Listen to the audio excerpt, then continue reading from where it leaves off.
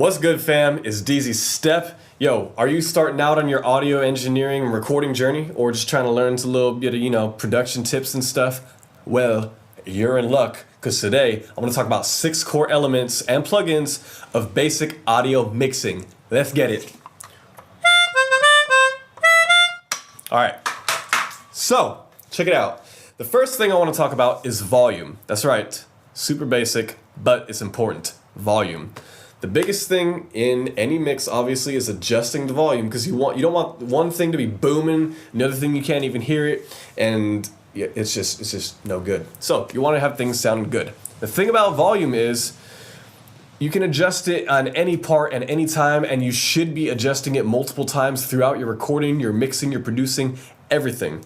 When you're recording something, adjust the gain so that your wavelengths are looking somewhere about in the middle of whatever your wave bar looks like when you're recording the audio. You don't want it to look like a fat sausage of solid audio, because then it's just going to be clipping, peaking, sounding crazy. You don't want it to be a tiny little line, because then you're going to have to process and add a lot of effects. Might not sound too natural. Also, as you're recording and mixing and doing everything, you're going to want to keep adjusting the audio just to kind of, be a good level. As you're mixing, you might hear different things, you might throw a different effect on, then you'll need to adjust the audio levels again. That's okay. Volume is your friend. Make it your servant. Do whatever. Just keep adjusting that volume, baby. I swear, you're going to be doing that throughout the whole mix, and it's all good. So, the second thing I want to talk about is compression. Compressors pretty much come as a more or less a stock plugin on most DAWs, digital audio workstations, DAWs. So check yours for a compressor, and a compressor is usually the first plugin that I'll throw on any track, any sound that I'm working on. What it does is it's going to bring the quiet parts of your song louder, and it's going to bring the louder parts quieter. So it's going to kind of even things out a little bit, Use it at your discretion, mess around with it, see what kind of settings work. Use a lot of compression if you want things to really even out to an even level. Use a little bit of compression if you want to preserve the dynamics, like for example a vocal that goes from very quiet to very high, but you want that in the song. The third thing I want to talk about is EQ, or equalization. EQ is basically the frequency spectrum of audio. So like you have the low frequencies, which is going to be your bass, 80 hertz, 120 hertz. You're going to have your mid-range frequencies, which is where a lot of the body of sound comes from. 600 hertz, 1000 hertz, 1.5 kilohertz. And you're going to have the high frequency spectrum, which is going to be, the 3,000 hertz and above. So pretty much the EQ, most DAWs will also have a stock EQ. And if you take out the low EQ, you can kind of make room for bass and stuff like that, or you can make something sound a little higher. You could boost up the high range, or you could take out the high range and boost up the bass if you want to have a booming ass 808 kick or something, baby. Yeah, mess around with the EQs on things. It's actually the most transparent effect, I think, because you can immediately hear the difference in sound when you start messing with the EQ. Okay, so the fourth thing I want to talk about is harmonic distortion or saturation. So I'm literally talking about like if you plug a guitar into an amp and you start running that thing through overdrive, that's harmonic distortion. But you can really use this in a lot of things. A little bit of subtle distortion can make a vocal sound grittier, just meaner, in your face. Or you could take a synth and throw a ton of distortion on it and make a whole completely new sound, just something really crazy. So, sometimes you'll have to find different plugins. Not all DAWs will have those stock. There's a lot of popular ones that have a pretty wide range of sounds and effects, like Sanzap or Sausage Fattener. Definitely, do a little research, check them out, try them, mess around with it. There's a lot of ways you can adjust a sound, either subtly or majorly, with harmonic distortions and saturations.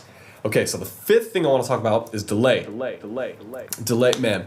Delay is probably one of those things that I feel like is the most used and abused, rightly so, in songs, especially just everything. Hip-hop song, when you hear someone like rapping a verse, and then the end line of the verse, and it like echoes out, like, yeah. That's delay.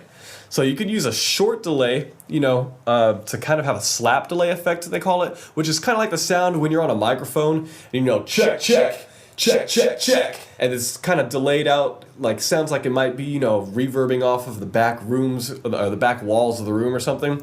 And you have long delays, like delay. And it just goes out, it's an echo, really. So you can really fit that in tons of creative ways on vocals, instruments, a whole track if you wanted to get trippy, anything. And the different ways you make a delay, specifically the length of a delay, really affects, the whole feel of the song, the vibe that you're going for. It can mean the difference between having a song in one genre or another sometimes. I guess. I don't know. Mess around with it. It's cool. The sixth and final thing I want to talk about that's a core element of basic audio mixing is pan, or panning, which literally means the panning, like panning around the audio of your track. Left to right, back and forth, all that, mostly left to right. Now, panning is important. It's actually not a plugin. Panning is really on most digital audio workstations and console boards and everything, like literally something that either a knob you turn or something that will just move the sound from left to right. Panning is so important and so often overlooked because it makes room in your song or in your audio for different elements. The way I like to think about panning is if I were standing somewhere at a concert, for example, and I was listening to all kinds of things playing, where would I expect or where would I want to hear different things? For example, if I was playing the drums, my kick was in the center, okay, and I had a snare over here on my left, and I had a hi-hat over here far to the right, and I had cymbals over here and over here. Well, think about that. If you're producing or you're recording a drum set, maybe each of those individual files, have the kick centered, have the snare maybe a little over to the left. Throw that cymbal hard to the right.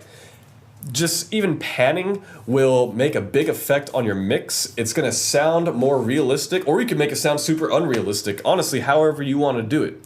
But it'll also make room volume-wise, so when you pan things differently, you perceive the sound coming differently, and you're going to want to adjust the volume accordingly even to that. Panning can also make room in your mix, so if everything sounds kind of just cluttered, try spreading things out with your panning and see if that has effect. Anyways, thank you for watching. I hope that these 6 core elements and plugins of basic audio mixing have helped you. If there's anything else you want me to touch more on, or anything that you have, advice for me, or want to share with the community, please feel free to leave a comment, send me a message, anything. And as always, good luck. You're hella dope. I love you. You're amazing. I can't wait to hear some amazing music that you make. Let's get it, baby. Chill.